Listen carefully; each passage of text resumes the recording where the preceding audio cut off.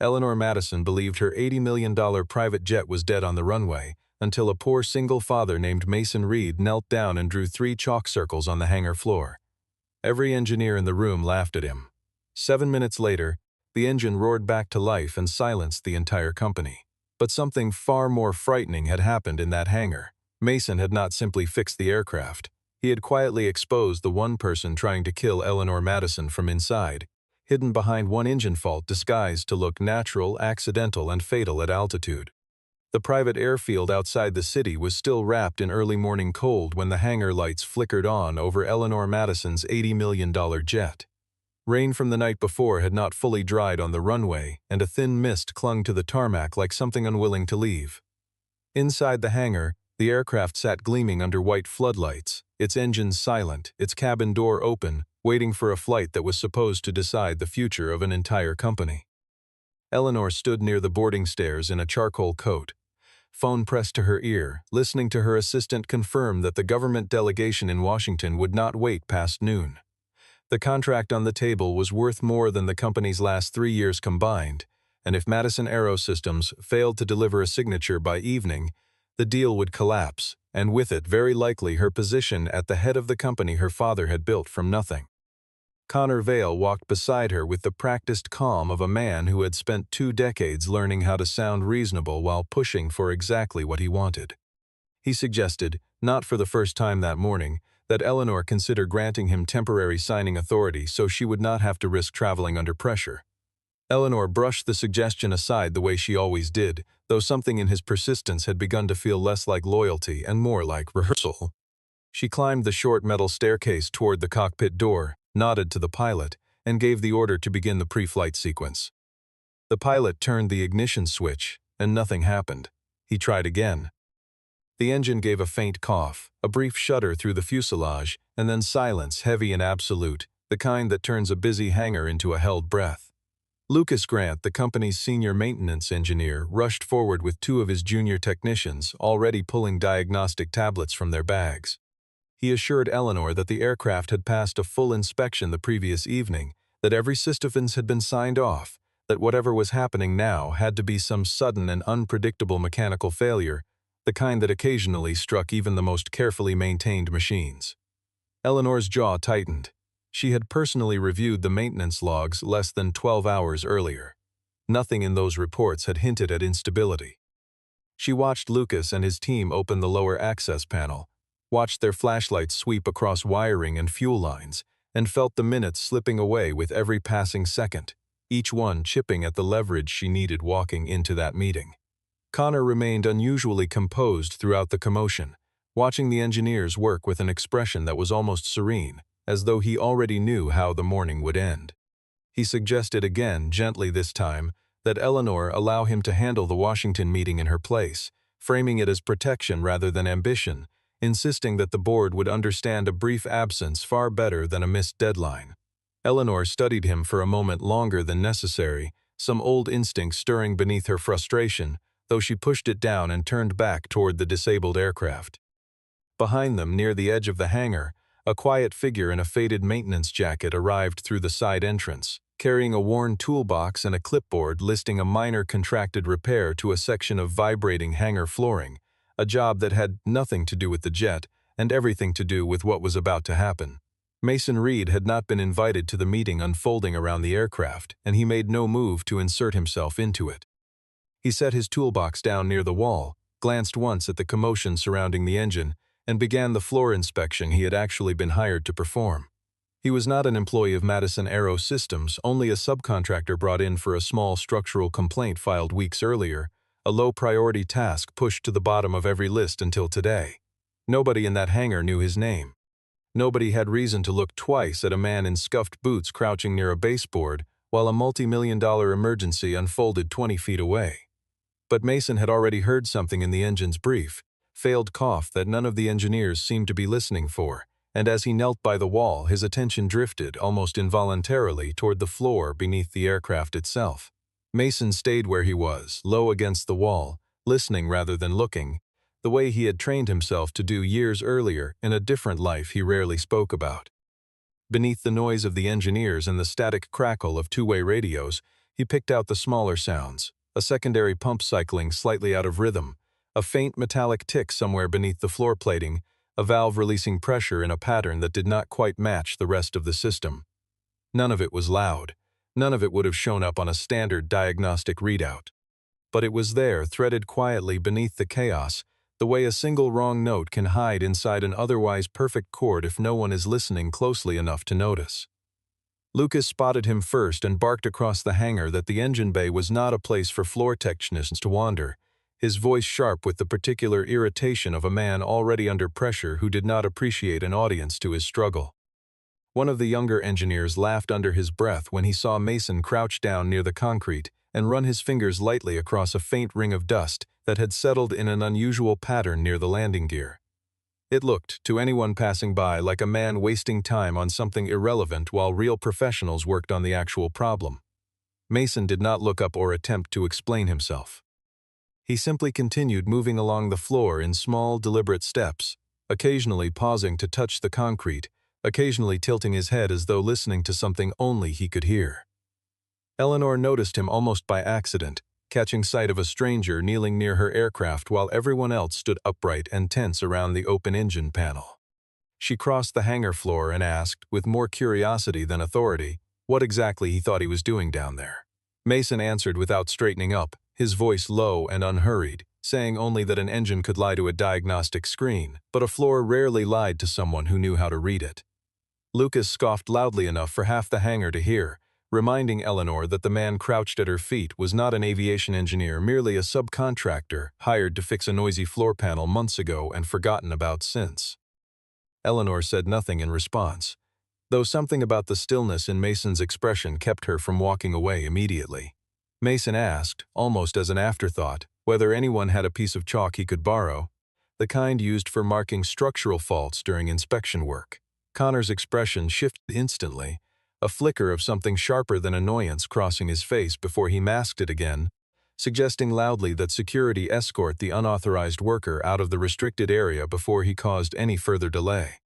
Eleanor lifted a hand without looking at Connor, a small gesture that nonetheless silenced him completely, and told the nearest technician to find Mason a marker. She did not yet believe the man kneeling on her hangar floor could do anything to help her, but there was a particular quality to his calm, an absence of performance, that stood out starkly against everyone else's barely controlled panic. She decided, against her better judgment, to give him 1 minute before pulling him away from her aircraft entirely.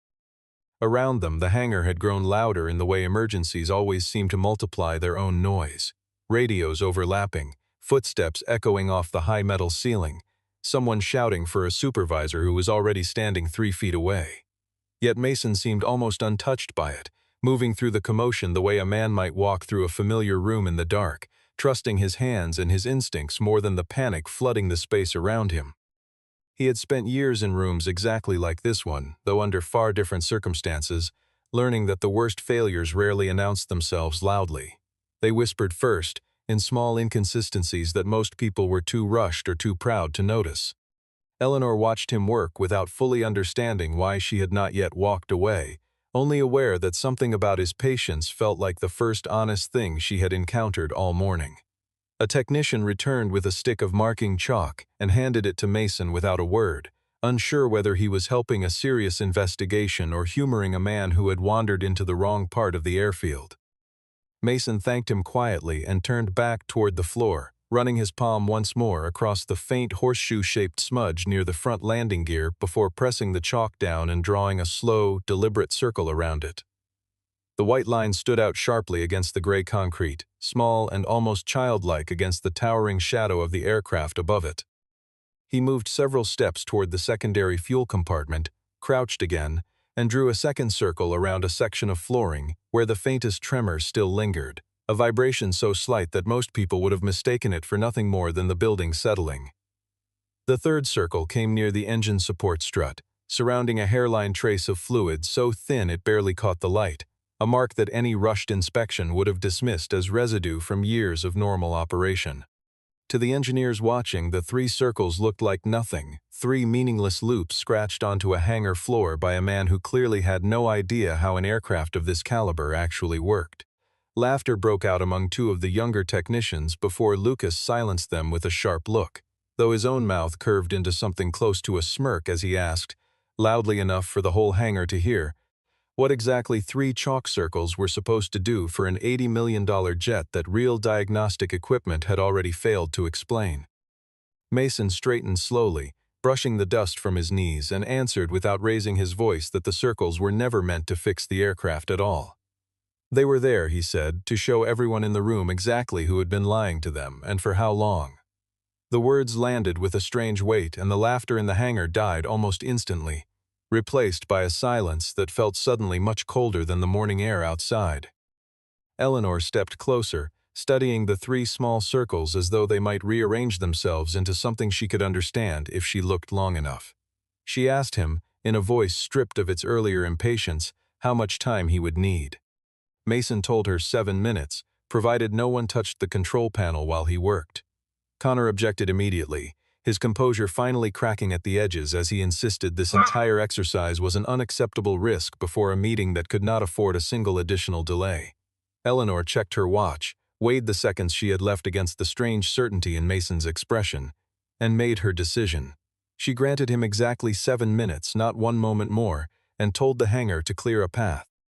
Mason asked for 3 things before he began: that someone shut down a secondary auxiliary pump, that another technician open a pressure valve for inspection, and that a small protective cap near the engine mount be removed so he could see what it had been hiding underneath. For a moment nobody moved, the request hanging in the cold hangar air as though everyone was waiting for someone else to decide whether this stranger deserved to be obeyed. Lucas looked toward Eleanor, silently asking whether she truly intended to let an outside contractor direct her own maintenance crew, and Eleanor answered only by nodding once, sharp and final. Reluctantly, a junior technician moved toward the auxiliary pump and shut it down, the low hum beneath the aircraft fading into something closer to true silence. Another engineer cracked open the pressure valve as instructed, releasing a thin hiss of air that seemed to draw every eye in the hangar toward the small white circle marked nearest the fuel line.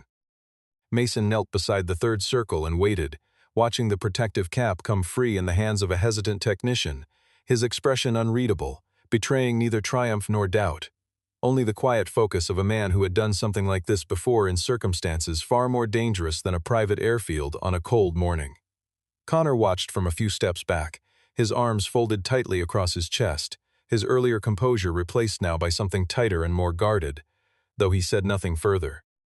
Catherine Blake, who had arrived moments earlier with an update about the Washington delegation, stood near Eleanor's shoulder, sensing without being told that whatever was unfolding on that hangar floor mattered far more than the schedule she had come to discuss. The 7 minutes had not yet truly begun, but already the entire room had shifted its attention away from spreadsheets and contracts and onto the quiet stranger kneeling between 3 small circles of chalk, waiting for permission to prove what he already seemed certain he understood. In the first minute, Mason asked Lucas to begin a low-pressure diagnostic cycle through the engine's primary system, the same routine procedure the team had already run twice that morning without finding anything unusual. Lucas complied with visible reluctance, watching the readout on his tablet with the wary attention of a man expecting to be proven right about how pointless this entire detour truly was. The numbers climbed steadily at first, exactly as they had during every previous test, giving no immediate hint that anything beneath the surface had changed at all. By the 2nd minute, a single needle on the pressure gauge twitched out of rhythm, half a beat behind where it should have settled, the smallest possible deviation, the kind easily dismissed as instrument noise on any ordinary day. It happened directly above the first chalk circle. Mason pointed at it without speaking, and Lucas's expression flickered, the dismissal in his eyes replaced for the first time by something closer to uncertainty.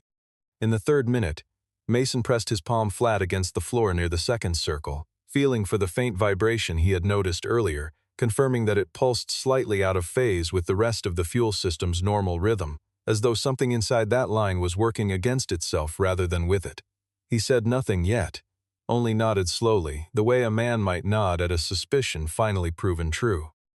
The 4th minute brought him to the small connector near the 3rd circle, where he carefully loosened a fitting and discovered a thin bead of sealant noticeably newer than every other surface around it, fresh enough that its edges had not yet dulled with the grime that coated the rest of the assembly. It was a detail no rushed inspection would ever have caught, a seam disguised so carefully that it had been designed specifically to pass unnoticed beneath standard scrutiny. By the fifth minute, Mason had identified what the sealant had been hiding: a miniature reversing valve installed where no such component belonged, small enough to escape a glance yet precisely placed to feed the system false readings under certain pressure conditions an aircraft might encounter only after it had already left the ground and climbed well beyond any safe point of return. In the sixth minute, working quickly now, Mason rerouted a temporary test line around the compromised valve, bypassing the corrupted signal entirely rather than attempting any permanent repair, buying the engine a path to start without trusting the false information the system had been feeding into it all morning. In the seventh minute, the engine caught, hesitated once, and then roared fully to life, the sound rolling through the hangar and silencing every voice inside it. The warning lights on the control panel dimmed one after another until the board showed nothing but steady green. Eleanor stood frozen, watching the aircraft she had believed dead only minutes earlier now humming with quiet, even power, and she understood immediately, with a certainty that had nothing to do with luck, that the man kneeling on her hangar floor had just done something far more significant than a simple repair. She asked him directly whether the jet was now safe to fly. Mason rose to his feet, wiped his hands against his jacket, and told her the engine would run, but that she should not be on it when it did. Eleanor's expression sharpened, demanding to know why, and Mason answered with the same unhurried calm he had carried through the entire 7 minutes, explaining that the fault inside that valve had been built to trigger only after the aircraft reached a certain altitude, designed not to strand her on the ground, but to fail her completely once she was already in the air, and far beyond any hope of help. Eleanor's first order silenced the hangar more completely than the engine had a moment earlier. She demanded the bay doors locked, every security camera preserved exactly as recorded, and not a single person allowed to leave until she understood what had just happened to her aircraft. Connor stepped forward immediately, his voice pitched somewhere between concern and authority, insisting that shutting down the hangar now, hours before a critical meeting, would only deepen the chaos already threatening the company's standing with the government delegation. Eleanor did not look at him when she answered. She told him the meeting could wait, the truth could not. Mason asked quietly whether anyone had access to the previous night's maintenance log, and Lucas, still shaken from the 7 minutes he had just witnessed, handed over the digital file without argument. Scanning the entries, Mason found a final inspection signature time-stamped well after midnight, logged under Lucas's own technical credentials, even though Lucas insisted with visible alarm that he had left the airfield hours before that entry was ever made. Mason cross-referenced the timestamp against the hangar's security footage log and discovered a 12-minute gap in the eastern camera feed, occurring at precisely the same moment the false inspection had supposedly taken place. Catherine arrived moments later, her expression tight, informing Eleanor that the flight itinerary, along with several internal scheduling documents, had been forwarded overnight to an external account no one in the company recognized. Connor immediately suggested the breach pointed to an outside hacker, perhaps even a rival firm attempting industrial sabotage from beyond their own walls, his explanation arriving almost too quickly, too neatly packaged for the chaos surrounding it. Mason countered calmly that whoever had installed the hidden valve inside that engine would have needed direct physical access to a restricted technical compartment, something no outside hacker, however skilled, could have accomplished from a distance. The weight of that statement settled over the room slowly, and Eleanor felt something shift inside her, a suspicion she had been refusing to name finally rising close enough to the surface that she could no longer push it back down. She turned the question over silently, wondering who among the people she trusted most might have had both the access and the motive to want her aircraft to fail at exactly the wrong altitude. Mason, watching her face carefully, added one final observation, that the 3 circles had never simply marked a mechanical fault. They marked a deception built carefully enough to fool trained engineers, which meant whoever had built it understood this aircraft, and this company, far better than any stranger ever could.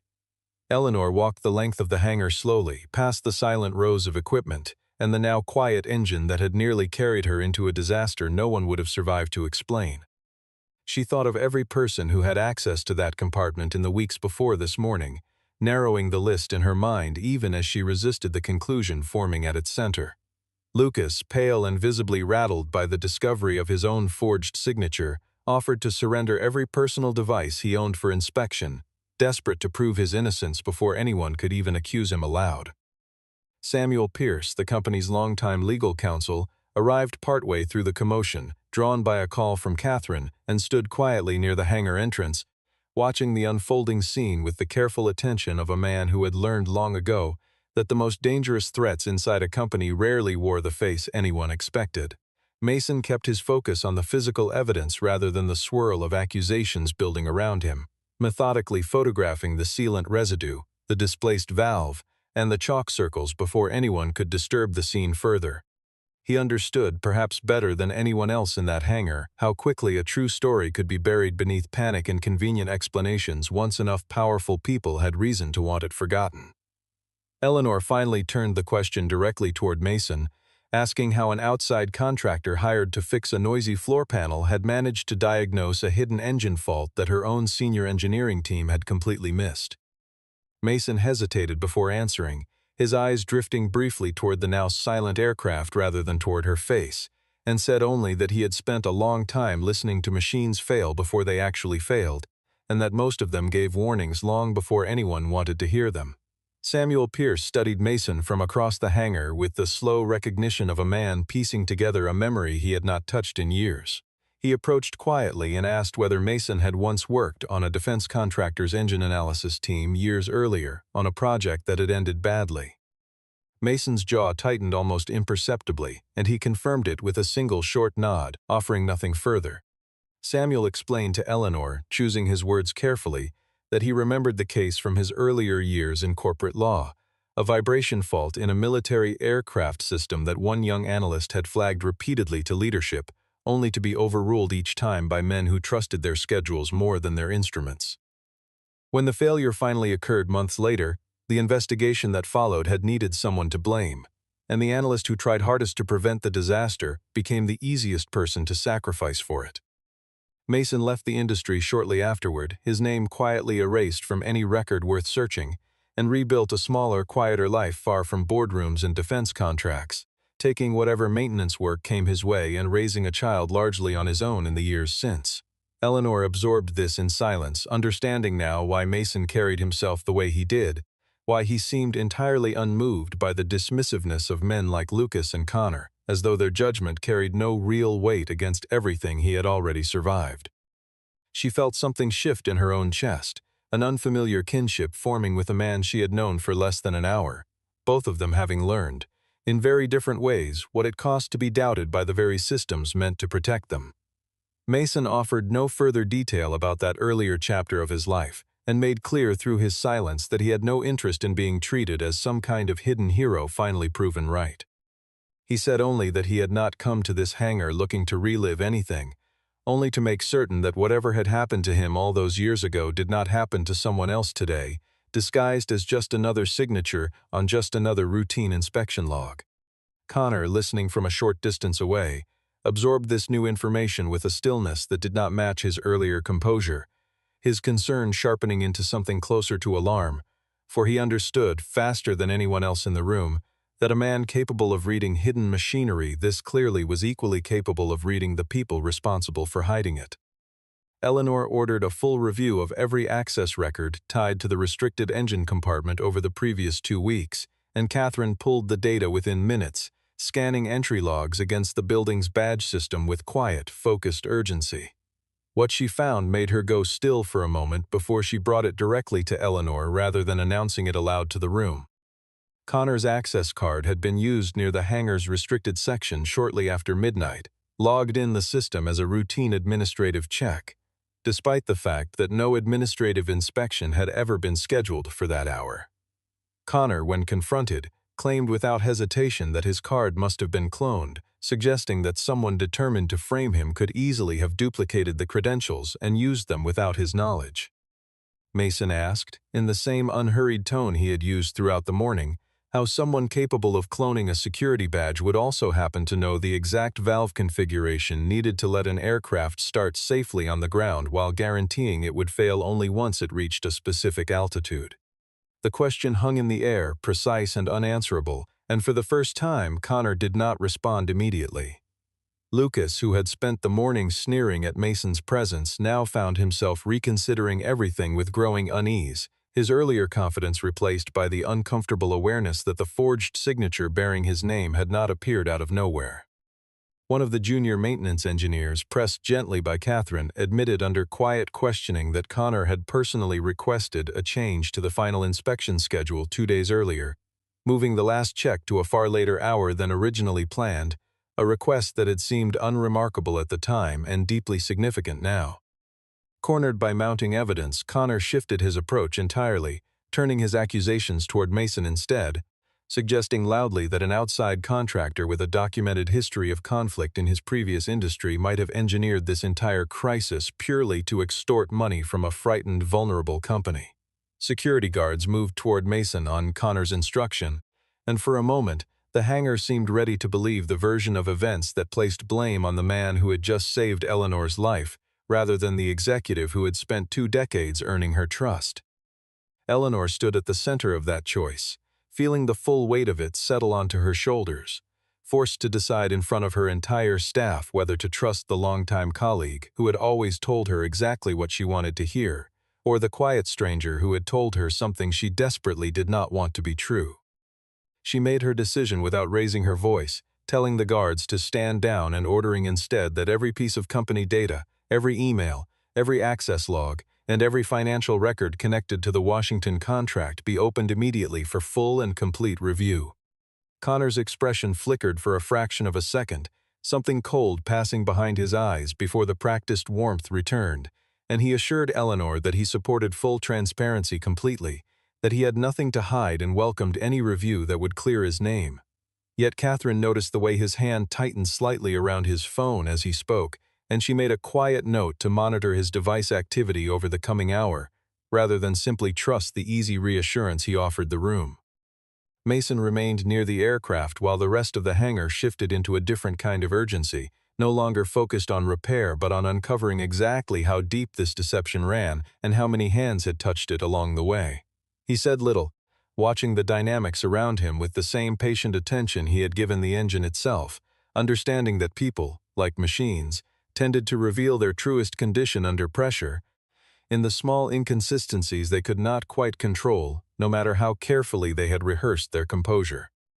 Within the hour, Connor had escalated the morning's chaos directly to the board, convening an emergency video conference and framing Eleanor's behavior as a dangerous loss of judgment at the worst possible moment, accusing her of allowing an unauthorized outside laborer to disrupt a critical engine inspection and delay a deal worth the company's entire future. The shareholders, scattered across several screens, listened with the particular nervousness of people whose investments suddenly felt less secure than they had the day before, and several voices began pressing Eleanor to temporarily transfer signing authority until the situation could be properly clarified. Eleanor felt the trap closing around her with uncomfortable precision, recognizing that she could not physically leave the airfield to defend herself in person without abandoning the very investigation that had just saved her life. Yet remaining behind risked looking exactly like the instability Connor was so carefully describing to the board. Mason, standing just outside the camera's view, suggested quietly that the goal should not be repairing the aircraft fast enough to make the original flight, but instead using the sabotage itself as undeniable evidence strong enough to justify every decision she had made that morning. Samuel Pierce moved quickly through the company's governance documents, searching until he found a clause permitting a chief executive to delay any signing obligation without penalty in the event of a credible documented safety threat to senior leadership, a provision written years earlier by Eleanor's father after a different crisis entirely, one that had never been invoked since. Catherine, working a separate track, traced the leaked flight itinerary back through several layers of forwarding and discovered a prepared press statement already drafted by a rival firm, announcing an unsolicited offer to acquire a controlling stake in Madison Aero Systems, time-stamped from the night before the engine had ever failed. The full shape of the plan became clear to Mason almost before he finished reading Catherine's findings aloud, and he said it plainly to Eleanor without softening the implication. This had never been only about removing her from one meeting. The intended failure at altitude was meant to remove her permanently, sending company stock into a freefall steep enough that a waiting rival could acquire controlling shares for a fraction of their true worth, with Connor positioned perfectly to manage the transition from the inside once she was gone. Eleanor absorbed this with a stillness that masked how deeply the words had landed, and then turned back toward the board still waiting on her screen, her voice steady now in a way it had not been all morning. She announced that she would not be transferring any authority to anyone, that she had uncovered credible evidence of deliberate sabotage targeting her aircraft and her life, and that she intended to present the full technical record live, in real time, to the entire board before another minute of speculation was allowed to continue unchecked. A murmur passed through the scattered screens, several board members exchanging uncertain glances as the tone of the meeting shifted from cautious concern to something far more serious. Connor attempted to interject, insisting that unverified accusations should not be aired before a board already anxious about the company's stability, but Samuel cut through his objection with calm legal precision, confirming on record that the governance clause Eleanor was invoking had been properly documented and was fully enforceable under the company's existing charter. Eleanor felt a small, fierce steadiness settle over her as she watched Connor search for his next argument and fail to find one. For the first time since the engine had refused to start that morning, she felt less like a woman fighting to hold her position and more like someone finally standing on solid ground, ready to let the truth carry the weight she no longer had to carry alone. With the board watching through a live feed connected directly into the hangar, Mason walked the camera slowly through each of the 3 chalk circles, explaining in plain, unhurried language exactly what each one represented and how they connected to form a single deliberate act rather than 3 unrelated accidents. The first circle, he explained, marked a vibration sensor deliberately mistimed to feed false readings into the aircraft's primary system, creating an early failure convincing enough to justify exactly the kind of inspection delay that had occurred that very morning. The second circle marked the secondary fuel line, where pressure had been artificially manipulated to behave normally during ground testing while concealing a fault that would only surface once true flight conditions were reached, a detail no standard inspection protocol had ever been designed to catch. The third circle, nearest the engine mount, marked the fresh sealant hiding the miniature reversing valve itself, the single component responsible for translating an ordinary engine into a controlled, deniable disaster. Lucas, watching alongside the board, confirmed on record that the technical findings matched everything his own team had since independently verified, his earlier scorn for Mason now replaced entirely by quiet, sober respect. Samuel Cross referenced the timeline of the sabotage against the badge access records, aligning every suspicious entry precisely with the 12-minute gap in camera coverage from the night before. Catherine then presented the recovered email correspondence, fully restored despite earlier attempts to delete it, showing direct communication between Connor and a representative from the rival firm preparing the acquisition announcement. Connor, recognizing the moment had finally turned entirely against him, attempted to step away from the camera's view, only to find Mason and Lucas positioned quietly on either side of him, neither raising a hand nor a voice, simply ensuring he remained present for what came next.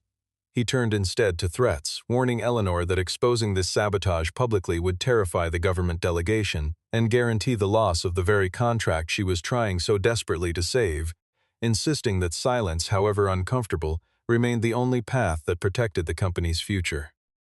Eleanor answered him without hesitation, her voice carrying clearly across every screen still connected to the call. She told him that losing one contract was a wound the company could survive and eventually recover from, but that covering up an attempt on her life, an attempt that had nearly succeeded, would not merely cost Madison Aero Systems a single deal. It would cost the company every shred of trust it had ever earned, and trust, once buried that deeply, never truly came back from the grave.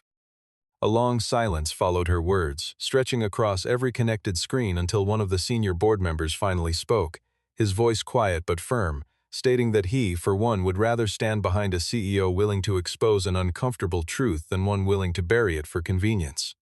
Several other voices followed in agreement, the earlier pressure to strip Eleanor of her authority dissolving as quickly as it had formed only an hour before. Connor looked around the hangar, searching for some remaining ally among the faces now turned firmly against him, and finding none, his shoulders dropped slightly, the practiced composure finally abandoning him entirely.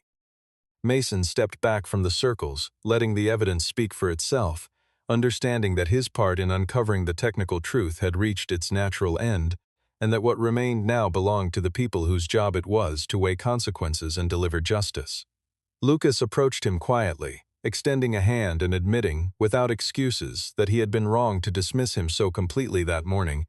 a small gesture that nonetheless carried real weight inside a hangar that had spent the entire day learning who deserved to be underestimated and who did not.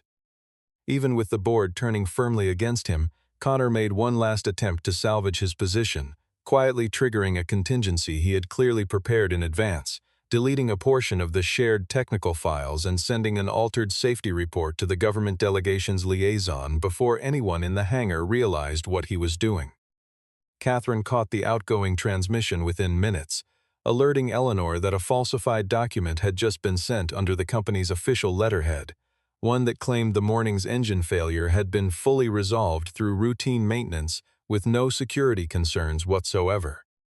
Cornered again, Connor pivoted sharply, turning his accusation directly toward Mason, declaring loudly that the contractor who had been the last person to physically touch the engine system was the only individual with the technical skill and unsupervised access necessary to have installed the hidden valve himself. For a brief, tense moment, several engineers glanced uncertainly between the two men, the accusation landing with just enough plausibility to seed real doubt in a room already exhausted by hours of shifting loyalties. Mason remained perfectly calm, asking only that someone examine the chalk markings themselves before drawing any further conclusions. He pointed out that the 3 circles had not merely identified the sabotage technically, they had also preserved the scene precisely as it stood before his own arrival, and a careful look at the dust and chalk lines would show whose footprints had crossed which circle and when. A junior technician knelt beside the 3rd circle and confirmed, with visible surprise, that a clear boot print cut directly across its outer edge, a print far too large to belong to Mason and matching, instead, the distinctive tread pattern of the shoes Connor was currently wearing. Catherine, working quickly, pulled footage from a low-angle security camera near the engine mount that everyone had assumed was non-functional after the earlier gap in coverage. Though the footage was grainy and partially obscured, careful enhancement revealed a faint reflection caught in the curved metal surface of the engine housing itself,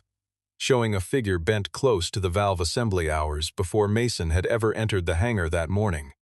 The reflection was imperfect, but unmistakable enough once compared against Connor's build and the particular way he tilted his head while concentrating, a habit several long-term employees in the room immediately recognized without needing to be told whose silhouette they were looking at. Lucas studied the footage carefully, then turned to address the room directly, stating plainly that there was no possible way Mason could have installed a component requiring specialized access hours before he had ever set foot inside the restricted compartment that day. The accusation Connor had thrown collapsed entirely under its own weight, and for the first time since the morning began, he offered no further argument, no fresh explanation, only a long defeated silence as 2 members of hangar security stepped forward and asked him, quietly but firmly, to come with them.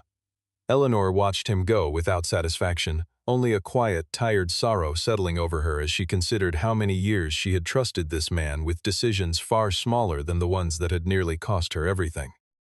Samuel moved immediately to begin the formal process of severing Connor's authority within the company, ensuring every signature, every account, and every remaining access credential tied to his name was suspended before the day ended. Catherine, still working through the recovered files, confirmed that the falsified safety report sent to the government liaison had been intercepted in time, replaced instead with an honest account of the sabotage and the steps already taken to address it. By midday, the aircraft had undergone a complete and thorough inspection, every system checked twice over by a team no longer rushing against the clock, and Eleanor made the decision not to board it for the trip to Washington, despite the fact that it had now been fully cleared to fly.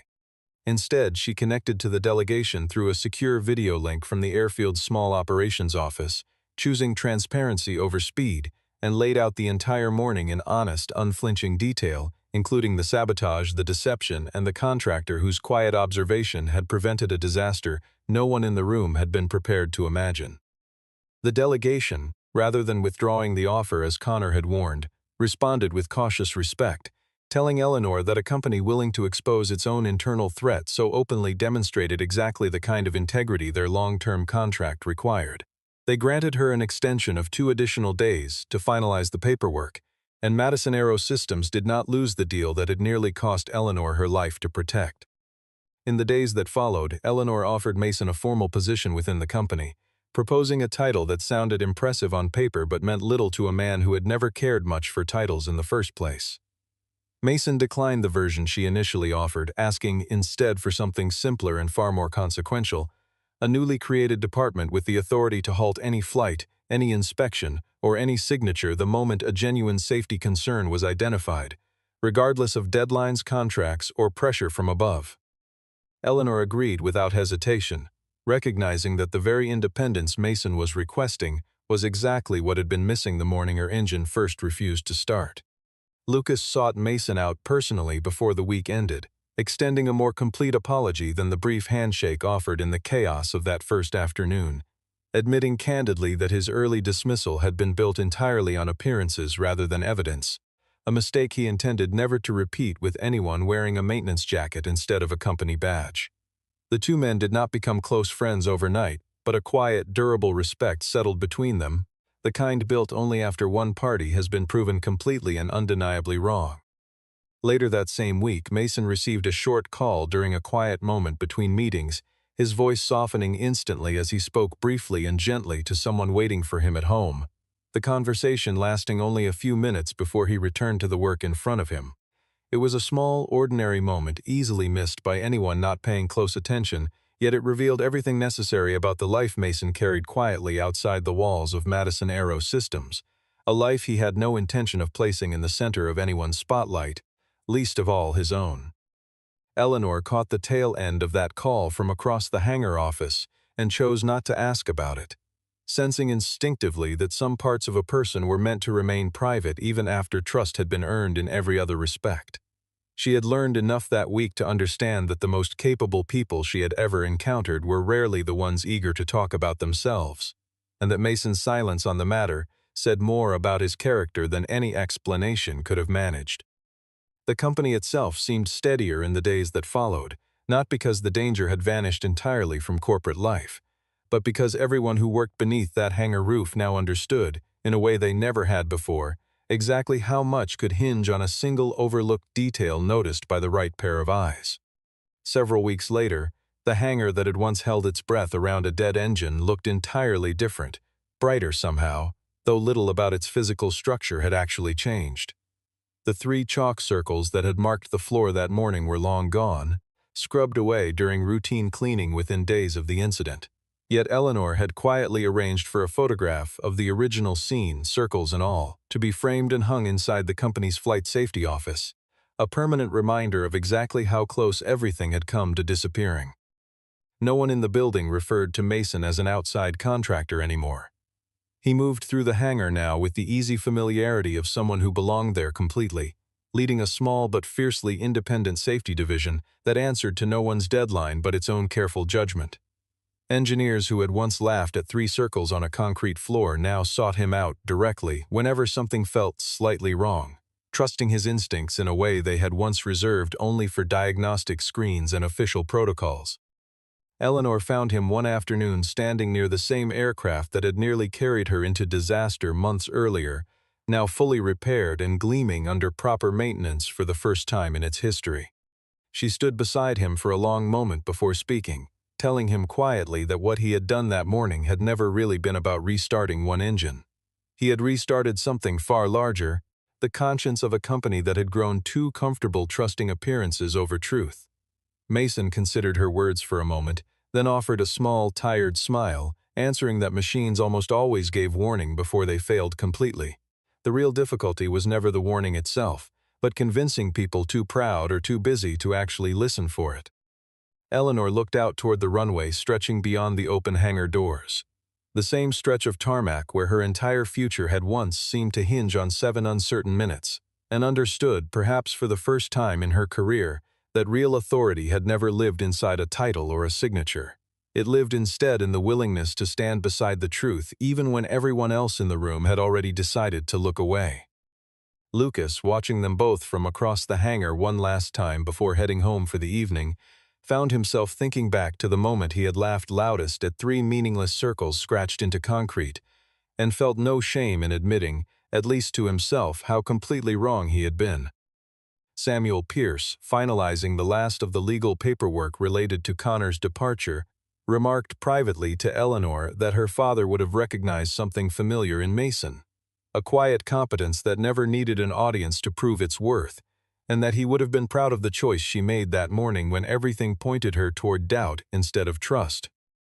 The story closed not with applause or celebration, but with something quieter and more lasting, the simple image of Mason walking unhurried across a clean, ordinary hangar floor, the same floor that had once held 3 small chalk circles capable of changing the fate of an entire company and the life of the woman who ran it.